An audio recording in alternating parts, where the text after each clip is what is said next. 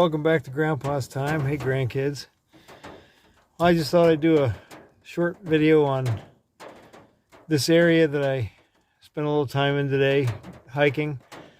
About 2 years ago it got selectively logged, which some people don't like logging, but it's actually good for habitat for deer and elk.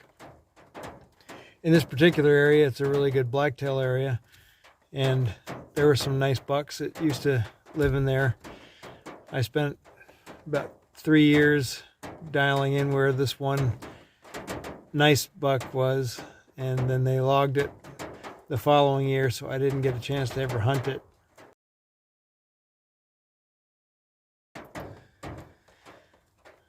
Anyway, the reason I'm doing this video is because I thought I'd talk about the area and the logging. And so last year, after they logged it, the following spring, I walked around it some, and I didn't see very much sign. I didn't see hardly any bear, no bear sign. I didn't hardly see any deer sign, or no new rubs or anything. Very little scat, very little, deer poop, very little of that. So this year I come back in here because I wanted to take a walk through and see how it had changed in a year. Anyway, I saw a lot of small rubs, and I saw tons of deer scat, but I saw lots of small rubs. I didn't see any new small rubs. I didn't see any new big rubs. And here's what I mean by small rubs. Here's some pictures.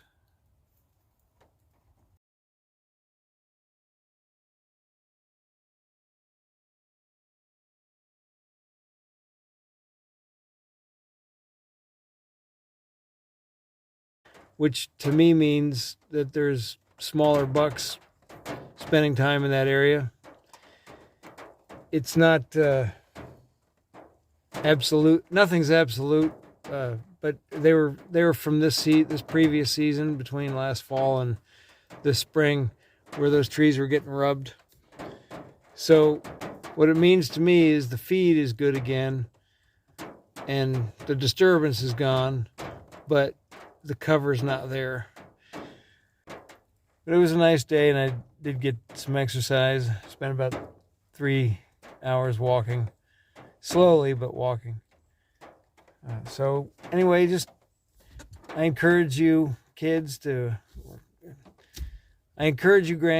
to spend time in an area that you're interested in.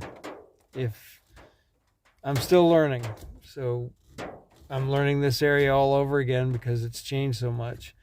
But it's still a good area. There's still animals in here, and it's just going to get better. If there's cover, those small bucks will get to be big bucks, and with some luck, I'll get to hunt them again.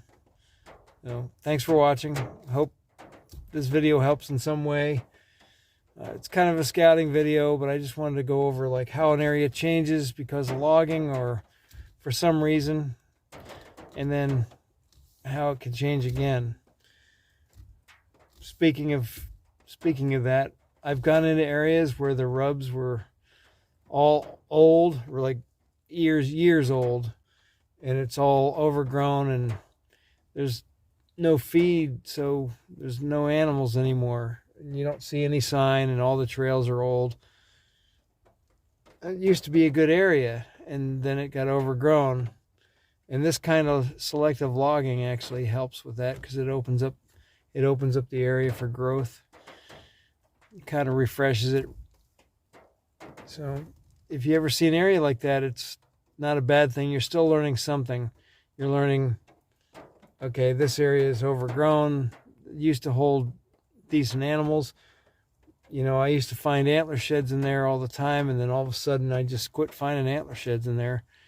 One year I just didn't find any, and the last several years in a row I've gone back in there because I can't help but go back in there and take another look. But I haven't found any antler sheds in there in about 3 years in this one particular spot.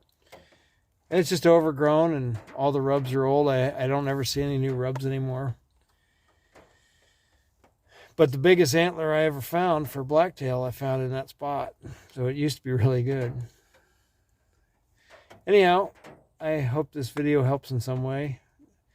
Hope you guys are enjoying these videos. Thanks for watching.